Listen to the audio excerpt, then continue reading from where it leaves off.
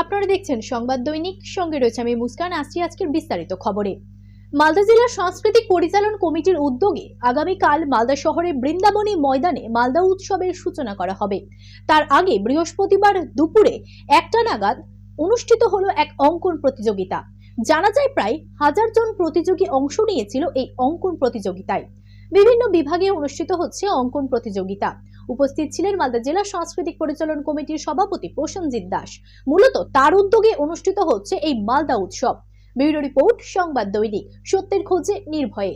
আমাদের জেলার ঐতিহ্য, সংস্কৃতি এবং কৃষ্টিকে তুলে ধরার মঞ্চ হচ্ছে মালদা উৎসব। আর এই মালদা উৎসব মালদার মানুষের, মালদার প্রতিটি মানুষের, তাই ছোট থেকে বড় সর্বস্তরের মানুষের জন্যই মালদা উৎসবে বিভিন্ন ধরনের আঙ্গিক রাখা হয়েছে। আজকে এই বৃন্দাবনী মাঠ জুড়ে প্রায় 2,500 থেকে 3,000-এর উপরে ছাত্রছাত্রী মালদা উৎসবের মেগা অঙ্কন প্রতিযোগিতা হচ্ছে। এখানে আজকে অঙ্কন প্রতিযোগিতা হবে এবং আগামীকাল থেকে মালদা উৎসবের মূল অনুষ্ঠান শুরু হচ্ছে 29, 30, 1।